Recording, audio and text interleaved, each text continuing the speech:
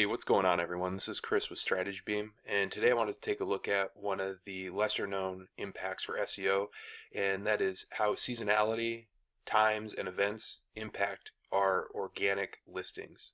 So today we're going to take a look at how to leverage seasonal SEO to drive more qualified traffic to your site and increase conversions. So let's jump into it.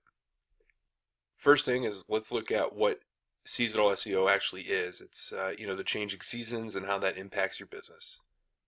So what is seasonal SEO? This is like I said before, one of the lesser known elements to consider for SEO and content marketing, but really every business is impacted by seasonal SEO.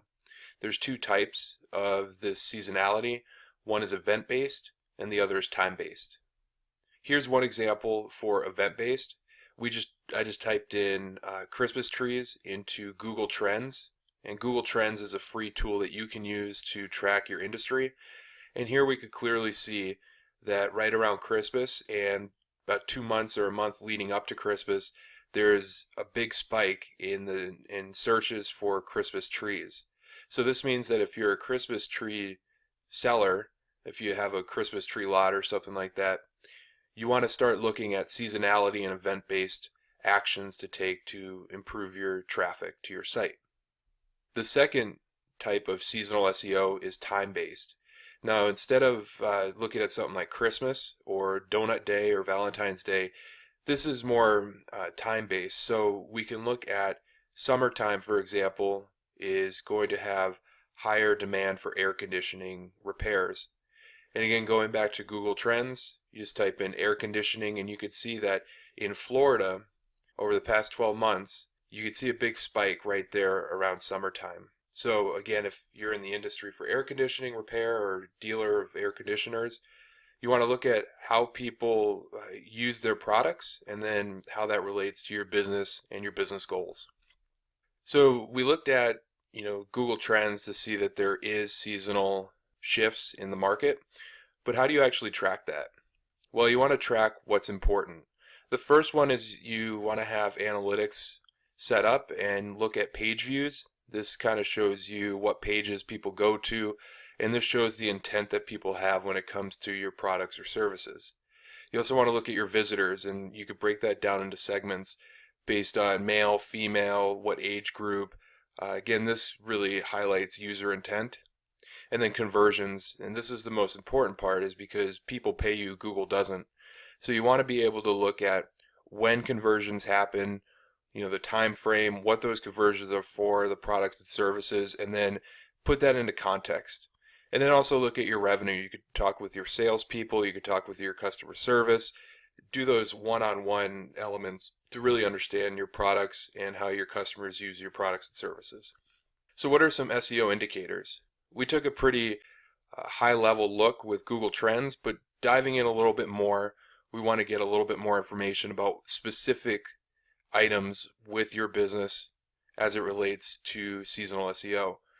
The first one is keyword rankings, and you can track this with tools like Ahrefs, or there's a number of other keyword ranking tools out there that are pretty good. But you need to put those keywords in that you want to rank for and then see what the demand is, and also what the competition is throughout the months and quarters. And then also ranking trends.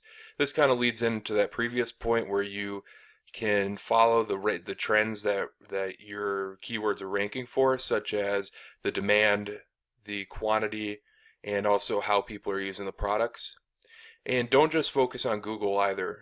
There's a number of businesses that really rely on Pinterest, LinkedIn, Twitter, Facebook, Bing, Yelp, all these other ones that you can look at the analytics on the back end to understand the context a little bit better. So don't forget about the other search engines that are out there, because a number of businesses rely on those more than Google. So we talked about what seasonal SEO is, what it looks like, the time-based and event-based, and then also what to track. But now, how do you actually prepare for seasonal SEO?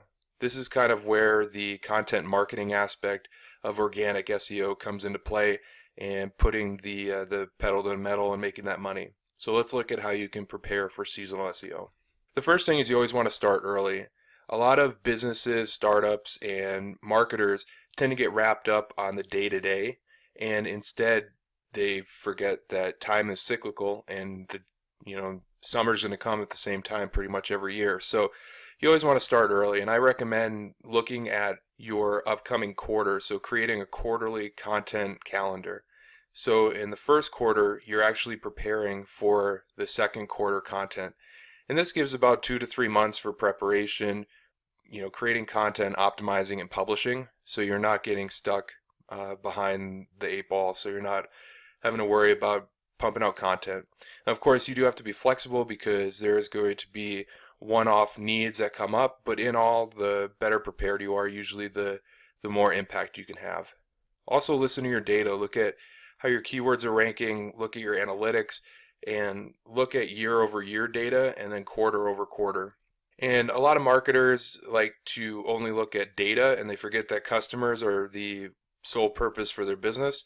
So send out surveys. You could do this with SurveyMonkey or a number of other survey tools.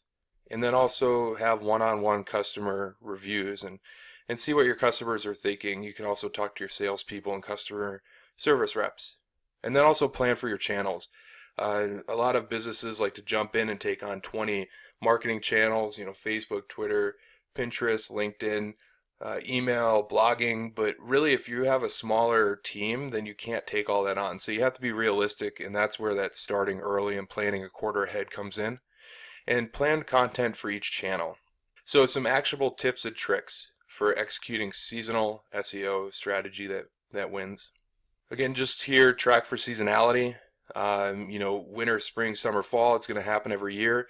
If that applies to your business, if you sell snow shovels, then you should probably start ramping up and use different content and figure out what people are asking at different points. Just because peak season for that air conditioning industry that we looked at doesn't mean that they should shut off all marketing before that peak season or after, because they do need to keep top of mind. So tracking seasonality is not just about the peak seasons, it's about looking at each quarter and figure out what content is best. Also look at your data, rely on analytics, and also talk to your customers. You want to start early, about 3 months ahead, because it takes a while to create great content. And then also have a multi-channel marketing plan. Well, there you have it, guys. Thanks a lot for your time, and we just went over seasonal SEO, how to identify it, how it applies to you, how to track it, and then what to do about it so that you can promote your business and make more sales. If you have any questions, feel free to shoot me an email at cg@strategybeam.com. Also, go ahead and give a like, comment, and subscribe to this video if you liked it, and please share it with your friends because it helps us out a lot. Until we meet next time, guys, hope you have a great time with marketing and ramping your business up to the next level. We'll talk to you later.